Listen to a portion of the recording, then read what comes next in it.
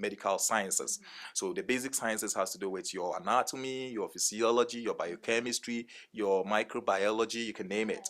And the next step has to do with your clinicals, and that has to do with internal medicine and surgery, pediatrics, and all. Good. So first of all, you would take the step one. Then after passing the step one with good grades, you know, then you can move on to write the step two. The step two, we have the CK and the CS. The CK is the clinical knowledge, and the CS is the clinical skills. And then you can move ahead to write a step three or something. So those ones are taken over there in in the United States. But the first one, that is the step one. Most students, this is how most students do it. After studying the basic sciences, they learn along, and they can take it probably by fourth year. Probably by fourth year, they could take first step one. And by fifth year, when they have also enlightened themselves about the clinical skills, then they can take the clinical knowledge, the CK. Then when they are after internship, they could also take the CS, the clinical skills, because the internship is supposed to give you the skills, the clinical skills, exposure. And so you can also take the skills. And what happened is that the step one gives you, it matches you to your residency.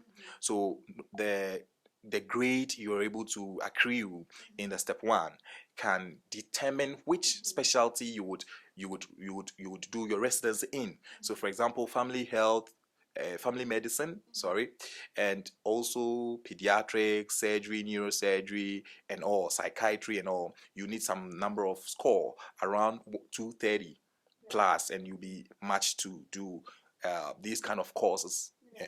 And the USMLE also suggests that you also have an experience in the United States. And so there are other organizations that organize some kind of externship, observership, and internship in the United States. And so these programs are mostly 8 weeks, 4 weeks. You intern in different areas, and then the hospital will give you a testimonial. Now the testimonial attests that yes, you have a United States experience, but you cannot do your observership, the externship, and all that and get a testimonial if you've not written the step one.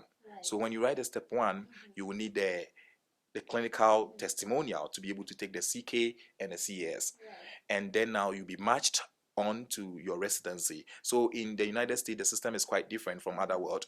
They have their MD program straight from your undergrad. You write medical school lines entrance examination, and then you go to medical school for 4 years, and you get your MD. When you get your MD, you are matched to do your residency. Now, what happened here is that when we also write the USMLE, they match us also to the residency. Now let's go to the United Kingdom. I think I was talking about the USA and the UK because a lot of students really want to go to those places. And you can also think about the United Kingdom. The United Kingdom also wants students who are professionals to write some professional language assessment examination or board examination. So they really want to know that there is a specific language for medical students or medics, right? We have a specific language you speak. So they want to make sure that, do you understand these languages that we use in our hospitals? Do you understand them? And so they organize this PLAB for you. So you can take the first PLAB one, you can take it outside the United Kingdom.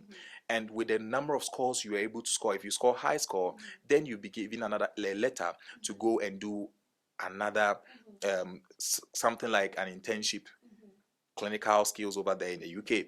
So when you pass the clinical skills, then they enroll you into a foundation year 1 and foundation year 2, otherwise called house job 1, house job 2, or housemanship. When you come to my country, Ghana, I told you I was from Ghana, right? Yeah.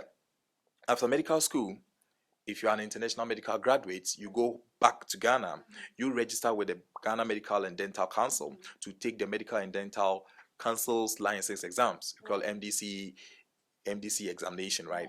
So it gives you the primary certification to practice